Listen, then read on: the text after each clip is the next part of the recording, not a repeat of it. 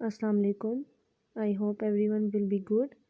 आज का जो टॉपिक है जो इस वीडियो में कवर किया जाएगा वो है प्रेजेंट टेंस के लिहाज से।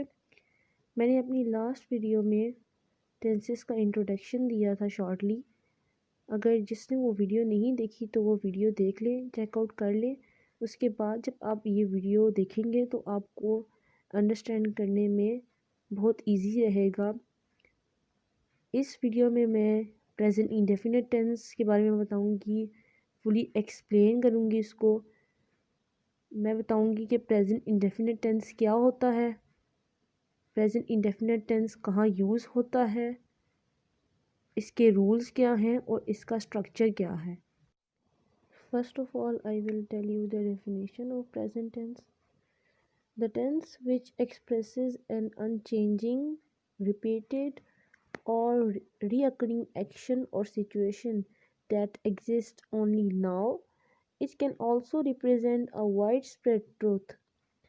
कहते हैं कि वो टेंस जो एक अनचेंजिंग, रिपीट होने वाली और दोबारा से अकर होने वाले एक्शन और सिचुएशन को रिप्रेजेंट करता है, एक्सप्रेस करता है, और वो सिचुएशन या वो एक्शन अभी अभी ही हुआ होता है, यानी जो उसी टाइम हुआ होता है उसको प्रेजेंट कर रहा होता है, उसको रिप्रेजेंट कर रहा होता है। It can also represent a wide spread truth. Wide spread truth का मतलब है बड़े पैमाने पर सच्चाई, यानी कि प्रेजेंट टेंस जो है वो उन स्टेटमेंट्स को रिप्रेजेंट या एक्सप्रेस करता है जो सच्चाई पर बेस होती हैं, यानी कि ये फॉल्स स्टेटमेंट से हटके होता है, यानी फॉल्स स्टेटमेंट्स को ये नहीं अपने अंदर कवर करता। जैसे कि मैंने पहले भी बताया कि हर टेंस की बेसिकली 3 टाइप्स है और हर टाइप 4 सब डिविजन्स में डिवाइडेड है, और जितनी भी सब डिविजन्स हैं हर टेंस की वो सेम है सारे टेंसेस के लिए। जैसे जो सब डिविजन्स होंगी प्रेजेंट की, वो पास्ट की भी होंगी, फ्यूचर की भी होंगी। इसी तरह अब हम प्रेजेंट की बात करें तो प्रेजेंट टेंस 4 सब डिविजन्स में डिवाइडेड है। Present indefinite tense, present continuous tense, present perfect tense and present perfect continuous tense. तो आज का जो हमारा बेसिक टॉपिक है जो हमने इस वीडियो में कवर करना है वो है present indefinite tense. It is also known as present simple tense. जितने भी इंडेफिनिट टेंसेज हैं, चाहे वो प्रेजेंट इंडेफिनिट टेंस है, पास्ट इंडेफिनिट टेंस है या फ्यूचर इंडेफिनिट टेंस है, जितने भी इंडेफिनिट टेंस हैं उनको सिंपल टेंस भी कहा जाता है। जैसे प्रेजेंट इंडेफिनिट टेंस को प्रेजेंट सिंपल टेंस भी कहा जाता है, फ्यूचर इंडेफिनिट टेंस को फ्यूचर सिंपल टेंस भी कहा जाता है। The tense where verb suggest the action which takes place always in habitual और रेगुलर बेसिस। कह रहे हैं कि ये ऐसा टेंस है जिसमें वर्ब कहते हैं कोई भी एक्शन, तो वर्ब क्या करता है, सजेस्ट करता है उस एक्शन को जो हमेशा से हो रहा है, जो जिसके बारे में बताया जा रहा है, तो उसकी हैबिट में वो शामिल है या हैबिचुअल हो रहा है वो शुरू से। Wide spread, historical truth and near future, ये 3 चीज़ें प्रेजेंट इंडेफिनिट टेंस में पाई जाती हैं। ये वाइड स्प्रेड ट्रूथ का मैंने अभी आपको बताया। उसके बाद कहते हैं हिस्टोरिकल ट्रूथ, यानी कि हिस्ट्री से रिलेटेड जो भी मटीरियल होगा वो ट्रू ट्रू होगा हमेशा। एंड नियर फ्यूचर मतलब नियर फ्यूचर में जो भी आपके साथ होने वाला है तो वो बताएगा प्रेजेंट इंडेफिनिट टेंस। अब आता है प्रेजेंट इंडेफिनिट या सिंपल टेंस का यूज़। तो मैं बताऊंगी कि प्रेजेंट इंडेफिनिट टेंस यूज़ कहाँ होता है। द प्रेजेंट सिंपल और indefinite tense is used with adverbs like. Adverb वो होता है जो क्वालिफाई करता है एडजेक्टिव को, किसी वर्ब को या किसी और एडवर्ब को। जैसे कि ऑलवेज में है, I always come to school by car. फिर often, I don't come here very often. Usually, he usually eats breakfast at 7 a.m. Sometimes I go to party. Rarely, she rarely cooks. Never, he is never late for class. Every day, they sleep early every day. इनमें आप note कर रहे होंगे कि जितनी भी सारी ये सेंटेंसेस हैं, इसमें आप नोट कर रहे होंगे कि जितने भी एडवर्ब्स यूज़ हुए हैं वो एडवर्ब्स हैं जो रिपीटेड होते हैं, मतलब बार बार हमारी लाइफ में ना अकर होते हैं, और रीअकरिंग होते हैं, मतलब बार बार अकर होते हैं। कि ऑलवेज़ का मतलब है कि बार बार होता है, हमेशा से होता है। तो इसी को हम कहते हैं प्रेजेंट टेंस या प्रेजेंट इंडेफिनिट। अब आते हैं ग्रामर रूल्स, यानी वो कौन से रूल्स हैं जो प्रेजेंट इंडेफिनिट टेंस में हम यूज़ करते हैं। फर्स्ट है, टू फॉर्म द सिंपल और indefinite present tense we add S to the infinitive of the verb in the third person singular he, she और इट। ये आपने याद रखनी चीज़, ये थर्ड पर्सन सिंगुलर किसको कहते हैं? ही, शी और इट को। कह रहे हैं सिंपल या इंडेफिनिट प्रेजेंट टेंस फॉर्म करने के लिए हम एस ऐड करते हैं इन्फिनेटिव, यानी कि जो हमारे पास मौजूद है वर्ड, तो या फिर वर्ब हमारे पास मौजूद है, हम उसके साथ एस ऐड कर देते हैं। ठीक है। और कौन से पर्सन के साथ? थर्ड पर्सन सिंगुलर के साथ, ही, शी और। एग्जाम्पल इसमें ये दी है कि जैसे हम कहते हैं आई लिव, तो आई की जगह हम ही भी यूज़ करते हैं, शी भी यूज़ कर सकते हैं और इट भी यूज़ कर सकते हैं। ठीक है। लेकिन जब ही, शी और इट आ जाएंगे तो फिर हम लिव नहीं उसको लिखेंगे, हम उसके साथ एस ऐड कर देते हैं। जैसे कहते हैं हम आई लिव, तो फिर ही लिव्स आ जाएगा, ही लिव नहीं आ सकता, या शी लिव्स या इट लिव्स। उसी तरह दूसरी एग्जांपल है आई सिंग, तो ही सिंग्स, शी सिंग्स या इट सिंग्स। नेक्स्ट जो ग्रामर रूल है वो है, but when the verb ends in O, S S, S H, C H and X we add E S. इसमें कहा जा रहा है कि जब भी कोई वर्ब है वो एंड होगा ओ के साथ, एस एस के साथ, एस एच के साथ, सी एच के साथ या एक्स के साथ, तो हम उसमें ई एस ऐड करते हैं। जैसे आई गो है, तो गो एक वर्ब है, एक्शन को रिप्रेजेंट कर रहा है, तो गो किससे एंड हो रहा है? ओ से। जैसे पहले भी बताया कि ओ से एंड होगा तो उसमें हम ई एस ऐड कर देंगे, तो गो के साथ ई एस ऐड होगा तो बन जाएगा गोज़। तो ये क्या बनेगा? ही गोज़, शी गोज़ या it goes. Third person singular के साथ हमने लगाना है, थर्ड पर्सन सिंगुलर क्या है? ही, शी और इट, तो ये इसके साथ ऐड हो जाएंगे।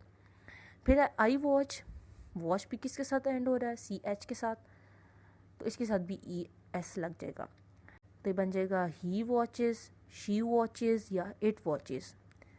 उसके बाद लास्ट वाली एग्जांपल देखिए, आई फिक्स। आई फिक्स में एक्स एंड हो रहा है तो इसके साथ भी ई एस लग जाएगा, ही फिक्सेस, शी फिक्सेस या इट फिक्सेस। अब डबल एस वाली एग्जांपल रहेगी, डबल एस वाली एग्जांपल आप देखते हैं टॉस में। जैसे हम कहते हैं it toss, sorry I toss, तो टॉस के साथ ई एस लग जाएगा क्योंकि डबल एस से एंड हो रहा है, तो बन जाएगा ही टॉसेस, शी टॉसेस या इट टॉसेस। उसके बाद है a consonant followed by Y, the Y changes into I E and we add S. कह रहे हैं अगर कोई भी वर्ब है वो उसका लास्ट वर्ब अगर वाई है लेटर, और जो उससे पिछला वाला जो लेटर है वो कॉन्सोनेंट है, तो हम क्या करते हैं, जो वाई है उसको हम आई ई में चेंज कर देते हैं और हम एस ऐड कर देते हैं। ठीक है। जैसे आई स्टडी है, तो जो वाई हम उसको आई ई में चेंज कर देंगे और उसकी जगह एस हम एक और चीज़ नई ऐड कर देंगे। जैसे आई स्टडी क्या बन जाएगा? ही स्टडीज़ या शी स्टडीज़। उसके बाद जो नेक्स्ट रूल है उसमें है a vowel followed by Y we just add S. कह रही हैं पहले तो मैंने कॉन्सोनेंट का बताया कि उसमें अगर वाई लास्ट लेटर होगा तो हम उसमें क्या करेंगे कि वाई को हम चेंज कर देंगे आई ई में। लेकिन वॉवल जब होगा उधर तो हम क्या करेंगे कि अगर उसके साथ अगर वाई होगा तो हम क्या करेंगे कि सिर्फ हम एस ऐड करेंगे, हम उसको चेंज नहीं करेंगे आई में। जैसे आई प्ले है तो वाई को हम चेंज नहीं करेंगे, सिर्फ उसके साथ एस लगा देंगे, ही प्लेज या शी प्लेज। नेक्स्ट जो थर्ड रूल है उसमें है to form the negative and the interrogative we need the auxiliary verb to do in the present simple. This means we have to add es in the third person singular he she and it. कह रहे हैं कि negative और interrogative sentences बनाने के लिए negative वो sentences होते हैं जिसमें हम किसी चीज़ से इनकार कर रहे होते हैं कि ये चीज़ नहीं होनी चाहिए। नॉट, डज नॉट, नेवर, हम ये चीज़ें यूज़ करते हैं इसमें, ये नहीं होना चाहिए, बिल्कुल नहीं होना चाहिए। और इंट्रोगेटिव होता है जिसमें हम क्वेश्चंस कर रहे होते हैं, क्वेश्चंस होते हैं उसमें, जैसे ये चीज़ क्यों हो रही है, किस लिए हो रही है, किस टाइम हुई थी, ऐसे। तो कह रहे हैं कि नेगेटिव और इंट्रोगेटिव बनाने के लिए सेंटेंसेस हम क्या करते हैं कि हम सिंपल क्या करते हैं, हम ई एस ऐड कर देते हैं थर्ड पर्सन सिंगुलर के साथ। थर्ड पर्सन सिंगुलर कौन से है, ही शी है, इट के साथ हम करते हैं, ठीक है। जैसे इंट्रोगेटिव में अब ये देखें, जब आई यू और दे है, ये जो है ना, ये थर्ड पर्सन सिंगुलर नहीं है, third person singular he she और इट है। जब ये होंगे ना थर्ड पर्सन सिंगुलर के अलावा, तो इसके साथ हम ई एस नहीं लगाते, ठीक है। तो अब आई यू और दे है तो ये do I like, do you like या डू दे लाइक ही होगा, ठीक है। और अगर थर्ड पर्सन सिंगुलर आ गया जो ये, ठीक है, तो इसके साथ हम क्या करेंगे, डू के साथ ई एस लगा देंगे। Does she like, does he like, does it like, ठीक है, इसके साथ हम ई एस लगा देते हैं। हम क्वेश्चन पूछ रहे हैं क्या वो पसंद करता है इस चीज़ को, क्या वो पसंद करता है, ठीक है, या क्या वो पसंद करती है। जबकि नेगेटिव में हम क्या करते हैं, हम उस चीज़ से इनकार करते हैं। अब दोबारा से आई यू और दे आ गया तो इसमें ई एस नहीं लगेगा क्योंकि ये थर्ड पर्सन सिंगुलर नहीं है। तो I don't like, you don't like, they don't like, ठीक है, यू डोंट लाइक कि तुम नहीं पसंद करते हो। उसके बाद शी ही और इट आ गए हैं, थर्ड पर्सन सिंगुलर आ गए, तो इसके साथ ई एस लगेगा। She doesn't like, he doesn't like, it doesn't like, वो बिल्कुल नहीं पसंद करता उसे, ठीक है। फिर आता है कि प्रेजेंट डेफिनेट टेंस का स्ट्रक्चर क्या है। यहाँ पे तो बेसिक 3 गिवन है आपको, सिंपल, नेगेटिव और इंट्रोगेटिव। तो लेकिन इसके कोर फोर्थ भी होता है, वो नेगेटिव इंट्रोगेटिव होता है। सिंपल में तो सिंपल आ गया स्ट्रक्चर कि सिंपल आप एवरीडे लैंग्वेज में क्या यूज़ करते हैं।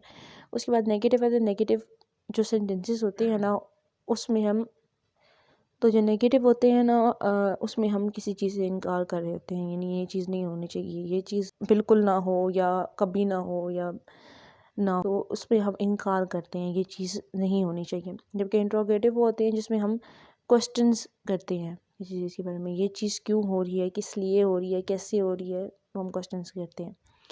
तो जो सिंपल स्ट्रक्चर है वो कौन सा होगा, प्रेजेंट इंडेफिनिट का, सब्जेक्ट प्लस वर्ब, जिसमें हम उसमें ऐड क्या करते हैं, ई या ई एस ऐड करते हैं थर्ड पर्सन सिंगुलर के साथ, और उसके साथ आता है ऑब्जेक्ट अगर कोई हमारा होगा ऑब्जेक्ट, और उसके साथ हमारा क्या आएगा, एक्सटेंशन।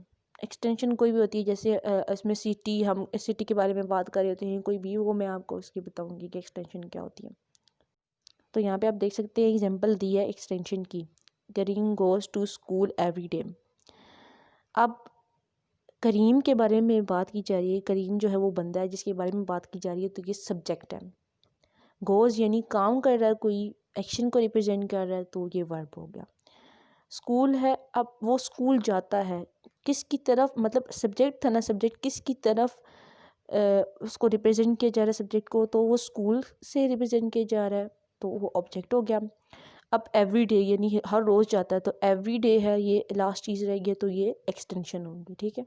फिर आते हैं नेगेटिव सेंटेंसेस। नेगेटिव सेंटेंसेस में क्या होता है, सब्जेक्ट वैसे ही रहता है फर्स्ट में, उसके बाद जी डू और डज आ जाते हैं, फिर आता है नॉट, फिर आपका वर्ब आता है जिसमें उसके साथ फिर आता है आपका ऑब्जेक्ट, कोई भी अगर आपने यूज़ करना होता है। जैसे मैंने एक्सटेंशन में दी थी कि स्कूल की एग्जांपल दी थी कि वो ऑब्जेक्ट था, Karim goes to school every day.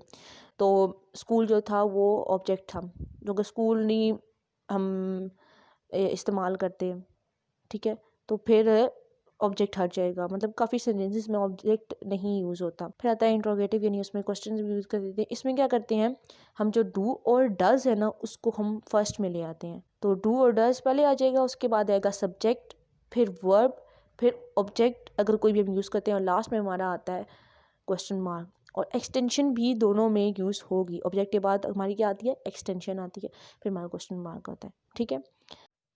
तो अब आती हैं कि सिंपल, नेगेटिव और इंट्रोगेटिव सेंटेंसेस की एग्जांपल्स क्या हो सकती हैं। तो सिंपल सेंटेंस में हम जब भी थर्ड पर्सन सिंगुलर यूज़ होगा, थर्ड पर्सन सिंगुलर कौन से थे, ही, शी और इट, तो उसके साथ हम ई और ई एस ऐड करेंगे। जबकि बाकी जितने भी वर्ड्स आते हैं तो उसके साथ हम, ये जितने भी लेटर्स आते हैं उनके साथ हम यूज़ नहीं करेंगे ई और ई एस। तो अब पहली एग्जांपल है सिंपल सेंटेंसेस में, आई लिव। तो आई है, आई जो है वो थर्ड पर्सन सिंगुलर नहीं है, तो ये इसके साथ लिव वैसे ही रहेगा, इसके साथ हम एस या ई एस ऐड नहीं करेंगे। अब यू भी थर्ड पर्सन सिंगुलर नहीं है, तो यू लिव वैसे ही। फिर ही, अब ही आ गया है, ही जो है थर्ड पर्सन सिंगुलर है, तो इसके साथ एस हम ऐड करेंगे, ही लिव्स, ठीक है, क्योंकि ई पहले से मौजूद था तो हम एस ऐड कर देंगे। उसके बाद शी भी थर्ड पर्सन सिंगुलर है, तो शी लिव्स, एस ऐड कर देंगे। फिर इट लिव्स, इट भी थर्ड पर्सन सिंगुलर है, तो इसके साथ भी एस ऐड हो जाएगा।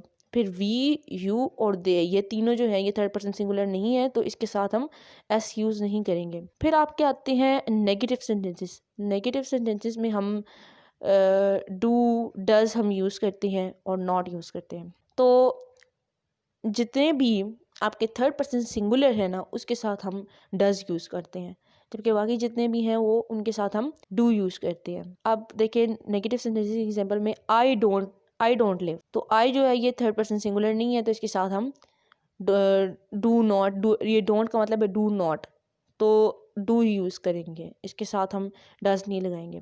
अब यू भी थर्ड पर्सन सिंगुलर नहीं है, तो इसके साथ भी हम डू लगाएंगे, डज नहीं लगाएंगे। ही आ गया third person singular, he, she और इट के तीनों, तो इसके साथ हम डज लगा देंगे, तो क्या बन जाएगा, he doesn't live, she doesn't live या इट डजंट लिव, या ही डज नॉट लिव और इट के तीनों, तो इसके साथ हम डज लगा देंगे, तो क्या बन जाएगा, he doesn't live, she doesn't live या इट डजंट लिव, या he does not live, she does not live या इट डज नॉट लिव। फिर वी, यू और दे, ये तीनों भी थर्ड पर्सन सिंगुलर नहीं है, तो इसके साथ भी हम डू लगाएंगे, डज नहीं।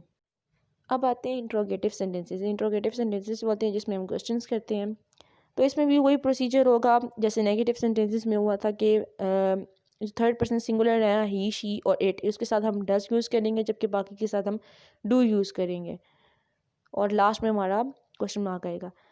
तो जैसे फर्स्ट एग्जांपल में देखें, do I live, I use हो रहा है, तो आई थर्ड पर्सन सिंगुलर नहीं है, तो इसके साथ हम डू यूज़ करेंगे। सेकंड में भी यू यूज़ हो रहा है, जबकि यू भी थर्ड पर्सन सिंगुलर नहीं है, तो इसके साथ भी हम डू यूज़ करेंगे। जबकि ही, शी और इट जो थर्ड, फोर्थ और फिफ्थ एग्जांपल है, तो ये थर्ड पर्सन सिंगुलर है, तो इसके साथ हम डज यूज़ करेंगे, does he live, does she live, does it live. उसके बाद जो लास्ट में आती हैं वी, यू और दे, तो ये भी जो है ये थर्ड पर्सन सिंगुलर नहीं है, तो इसके साथ हम डू यूज़ करेंगे। आई होप ये प्रेजेंट इंडेफिनिट टेंस सब क्लियर हो गया होगा, क्योंकि इतनी डिटेल के साथ ये बताया गया है सब कुछ, इसमें इसका यूज़ क्या है, कहाँ ये यूज़ होता है, इसका स्ट्रक्चर क्या है, इसके कौन कौन से स्ट्रक्चर हैं, उसकी एग्जांपल्स क्या हैं, सब कुछ बताया गया है। जबकि अब इसके बाद आएगा जो प्रेजेंट टेंस की नेक्स्ट जो फॉर्म है वो अब बताई जाएगी, present continuous tense, next video में। थैंक यू एंड अल्लाह हाफ़िज़।